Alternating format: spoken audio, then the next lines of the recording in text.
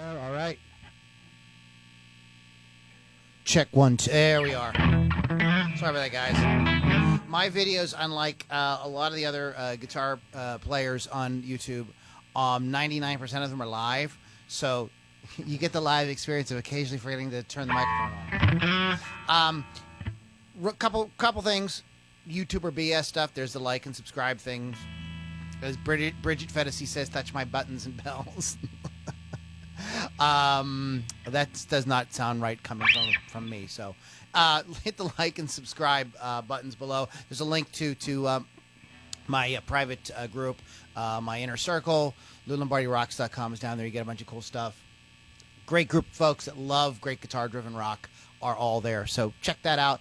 I want to talk today. I want to get away from playing scales. A lot of guys get stuck, just playing scales. And one of the things that the pros do is they are very good at teasing out the chord changes in their solos. The melodies too. We'll talk about that in a future video. But today I just want to concentrate on the chord change. And this is something a lot of guys have never done or really think about. And when you first go to do it, it seems really overwhelming. All of a sudden, it feels like you've got to slow like way down. It's like you got to take a giant step backwards to do this, and it can be frustrating. So I'm going to give you guys a kind of way to kind of ease yourself into this. And now you can pick any chords that you like, any 3 guitar changes that you like. I'm going to pick, we're going to do G minor, D minor, and C minor. Or I will probably play the minor 7s. Yeah, G minor 7, D minor 7, and C minor 7. That's what we're going to pick. Now, I want to show you some easy things to do and some easy ways to think about it. It's not so much easy things to do, but easy ways to think about it. You're probably already playing changes when you are, well, obviously when you're playing the chords, just playing the chords, right? You are playing the changes. But do you ever do this when you're playing chords? You ever play a chord and go,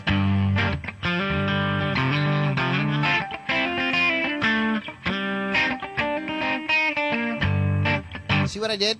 I was playing, yes, I was playing chords, I was comping, but I was also mixing in that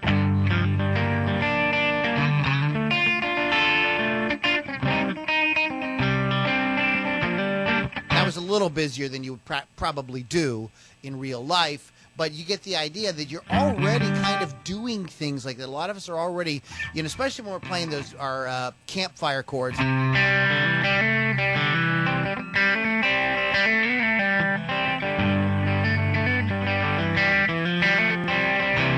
If you were to take the chords out of that and just play the notes, you would be essentially just playing the changes. That's a great way to start. So what I want you to think about with this is just to take the chords in the very beginning, and we're going to just pick a slow tempo like...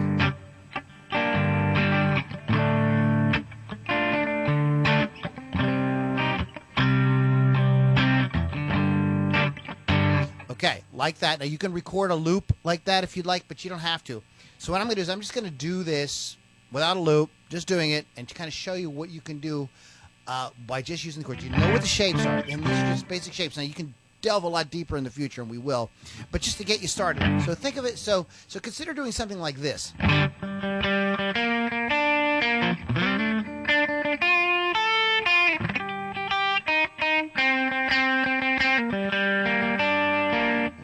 Did you hear it? Let me do it again. Here, I'll call out the changes this time. G minor. D minor. Ha! C. G. So I stuck almost directly to the changes. I played very sloppy. Most of my videos, I said at the beginning, are all live. Not a lot of retakes and things like that. So you get to see the real deal. I'll do it again.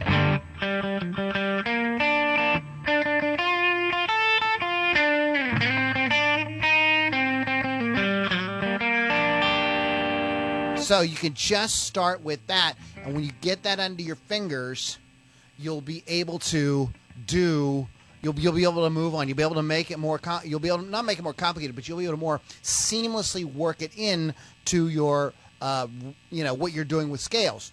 So it's just a very simple way to kind of get started with that. I think what I'm going to do is I'm going to attempt to record a loop here. So give me a second here.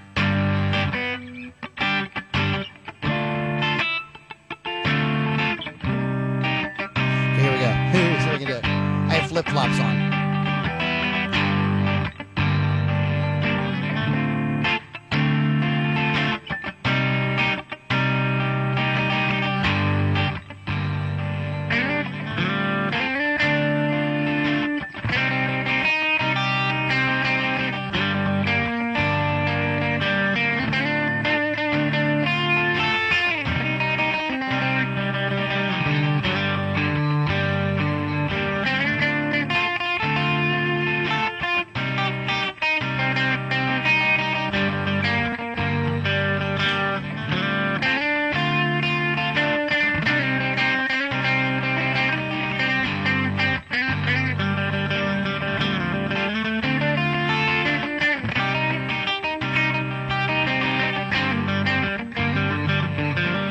So you can keep it very simple to get started. Just kind of pluck out those notes from the changes as if they were single notes and not as if you were playing chords. So you don't want to go like, excuse me.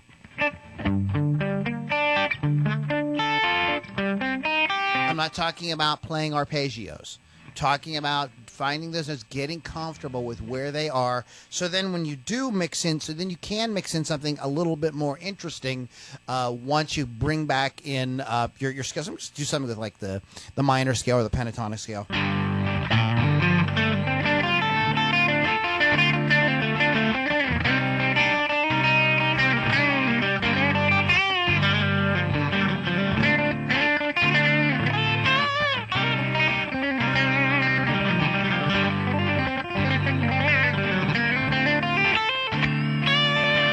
So there I did something like would be more of like a practical solo, an actual solo you would do, but I made sure that I hit those chord changes. So, I mean, you don't have to hit every note every time do the changes. So it's not like, oh, it's a C minor chord. I got to make sure that I hit the G, the E flat, and the C like every single time, or, I'm not playing the changes. That's not true. You want to reference them in a melodic way.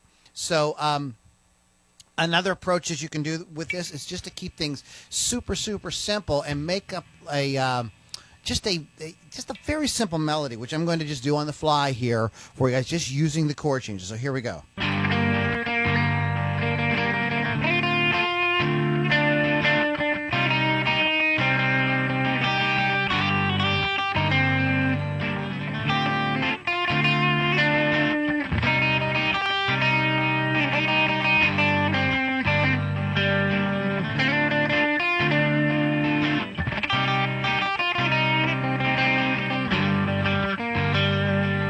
So you hear that was a very like sing-songy kind of thing to do, but don't be afraid of that. We're just practicing this. It's not literally what you would do, but you could do something, still do something very, very simple and sound really, really awesome. Let me attempt to do something.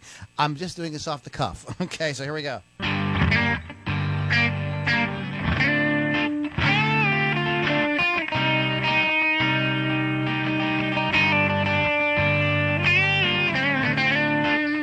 So that time through, I just did something. I just closed my eyes and relaxed, just played through, stuck to mainly the notes from the chords. It kept it very, very simple. So this series I'm calling the Practical Guitarist because I want to show you guys stuff that guitarists are actually called upon to do.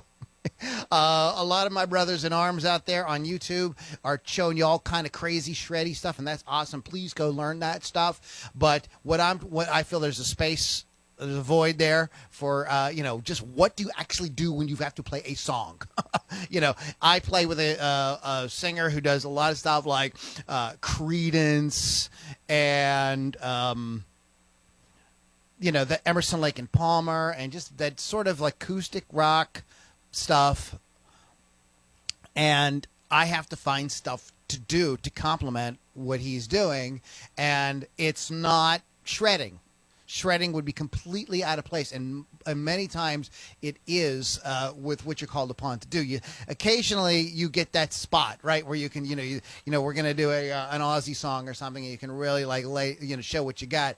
But for the most part, what you have to do as a guitar player is complement the rest of the music. You're there to fill a part, just like the drummer is, just like the bass player is. You're there to fill in a space, and that's where I want to be able to show what to do in those type of situations, because it's mostly what most guitar players are called upon to do. I hope you guys enjoyed it. I am going to turn off the YouTube feed and stick with the Inner Circle. If you go to LouLombardiRocks.com, you can get some more information. The video continues, and I discuss a little bit more about what I'm doing in terms of my setup and things like that. So hope you guys enjoyed it. YouTubers, hit the like and subscribe button there, and click the link to go to LouLombardiRocks.com and get in my Inner Circle. Talk to you soon.